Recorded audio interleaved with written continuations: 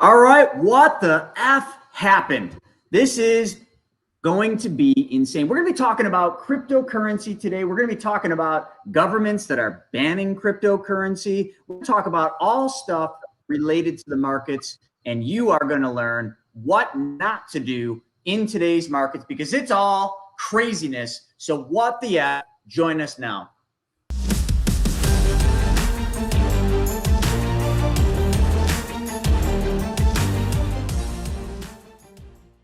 All right, folks, we're rolling and you got to put in your comments because what are you doing in the markets? What are you doing with cryptocurrency? That's the real question. Everybody wants to talk crypto, whether it's Dogecoin, that shit coin, or whether it's Bitcoin or Ethereum or any of the other ones. I mean, I can't even keep track. Honest to God, there's more new things coming out and yet everybody is investing in them. Oh, this one's only a penny. Oh, this one's a fraction of a penny. I'm investing in this. I'm investing in that. I don't understand it all, but you know what? The thing I got to get down to, and we're going to talk a little bit about Formula One.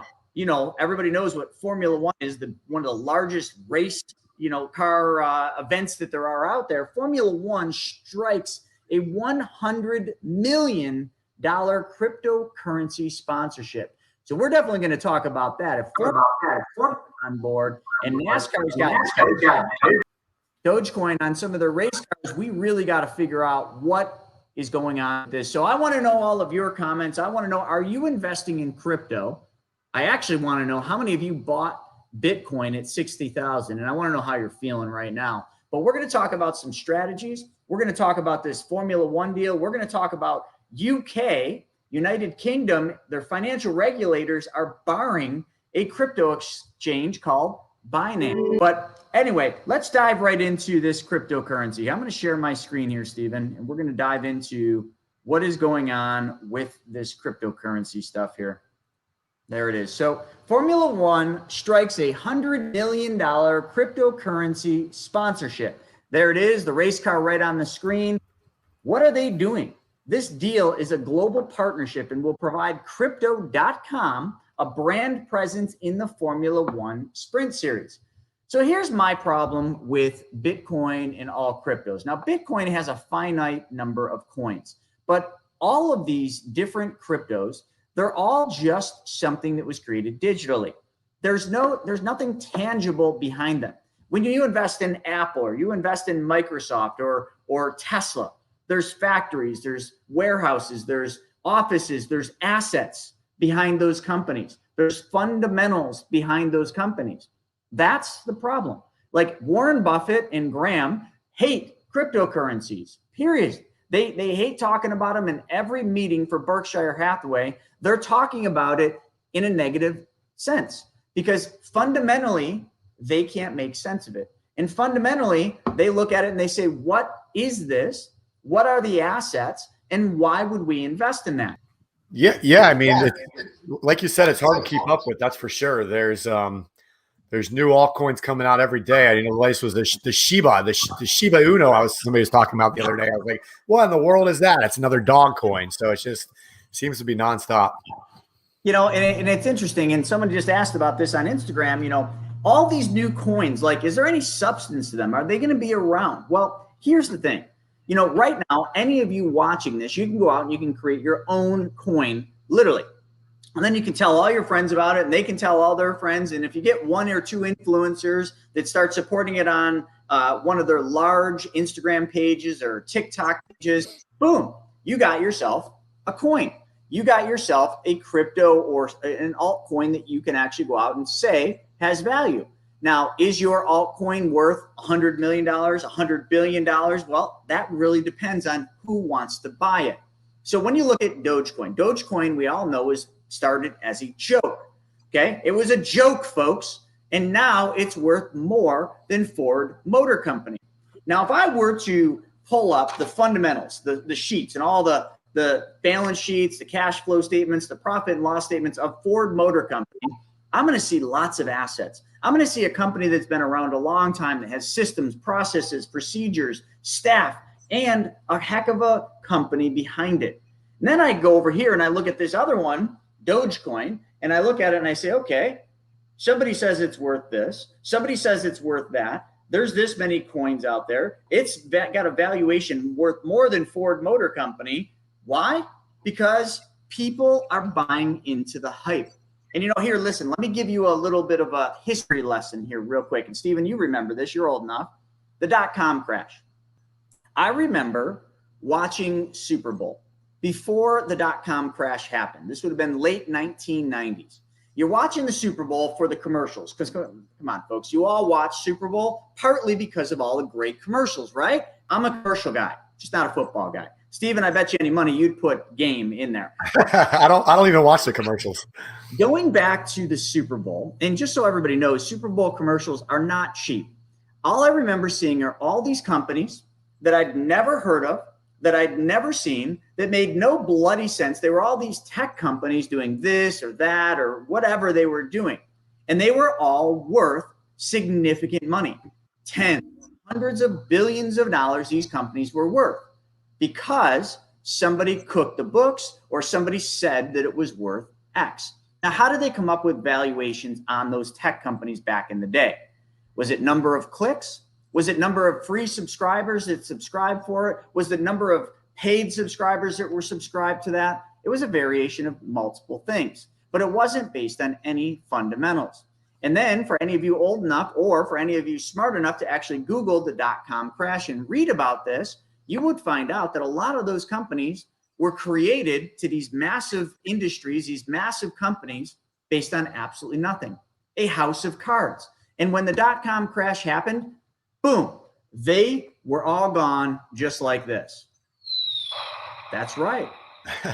One event wiped almost all those companies out and brought the entire market down. Why? Because the tide rises and lifts all boats, and it also brings all boats down with it. So if you look at that, that's what happened then. And the same exact thing will more than likely happen here. So, and I think his name is Amkit, said, I'm confused with all these altcoins being introduced daily. Are they going to work? No, they are not. Now, a lot of people, I didn't wear my haters need hugs shirt, so I got to be careful today because I don't have a hat or a shirt on supporting this. But a lot of people think that they're going to be around forever. A lot of people think that these Dogecoins, these altcoins are going to go to the moon. Well, hey, Chris, there's precedent of this happening in the past too. And this was actually, I was out last night at trivia and it came up as one of the questions, and I'm horrible at trivia, but I actually got this question right. But it was back in the 1600s in Holland, what type of bulb was used as a currency? What was being driven as the currency? Yeah, tulip, exactly. But a lot of people were making those comparisons with some of these shit coins to that tulip craze back in the 1600s. So it's happened before. What happened with those? Absolutely. So history repeats itself. Yeah, any of you that haven't looked at that's exactly what you should look at. The tulip bulb. The tulip bulb was the same thing as these altcoins, was the same thing as a lot of the companies that you're seeing today being worth more than Ford Motor Company. And then when, a lot of people buy into this right here, Formula One strikes $100 million cryptocurrency sponsorship. So why, if crypto isn't going to be around forever, if there's any thought that maybe it won't be, why would Formula One get on board? Why? Folks, understand marketing 101. Formula One is not a stupid company, and they understand that everybody's talking about crypto. Everybody is interested in crypto. It's one of the #1 search things on the internet. So why wouldn't Formula One dump some marketing monies into a sponsorship with cryptocurrency? It makes all the sense. It doesn't mean cryptocurrencies or altcoins are going to go to the moon. It simply means Formula One's a smart company, understands what the market as a whole and their demographic is searching for, and it's obviously cryptocurrency. So they're sponsoring it. So with that, and the other thing on that, Chris, is that they're not necessarily sponsoring cryptocurrency because cryptocurrency isn't really a thing. Like nobody even really knows who invented Bitcoin or where it really honestly came from, right? I mean, isn't that kind of an unknown? Kind of. I mean, some people say that they know the history. Like, Spencer said he kind of had the history figured out. I don't. They think though, but nobody actually really knows. They think it's the Satoshi guy, right? That must be China. But when they say 100 million, who's that 100 million going to? It's going to a company, crypto.com, who's just somebody like you or I, who just happens to own that domain and is built around it, right? Yeah, must be. I mean, so you got to think, follow the money. It's all marketing, like you said. It's very smart though. Absolutely. It's very smart. I mean, you can't say anything about it. So I'm going to put Steve's up here. So Steve said, but what happens if Amazon picks up Dogecoin as a form of payment? Then it's no longer becomes a shitcoin. And you're correct. So Steve says, what happens when Amazon accepts Dogecoin as a form of payment? Could that day come? I don't know. Who am I to say it can't come? In this world and what's happening, I mean, what the F? Everything's possible. It doesn't matter. But if that happened, yes, now all of a sudden Dogecoin has a valuation. And that valuation is still based on complete speculation. Let's take that. Okay, so Steve said, what happens if Amazon picks up Dogecoin as a form of payment? Does that mean that Dogecoin is the king shit? It's going to go to the moon and it's no longer a shit coin? No, it's still a shit coin. It just means that Amazon wants to capitalize because a lot of people have Dogecoin. And just like Tesla, how many of you remember Elon going public, tweeting and everything else saying, we will accept Bitcoin as a form of payment for Tesla? Steven, you remember that? Yeah. Yeah, you could buy a Tesla, any model you wanted with Bitcoin. Then all of a sudden, not too far after that, he texts or tweets again saying, we no longer accept Bitcoin as a means of payment because it's bad for the environment. Really, dude?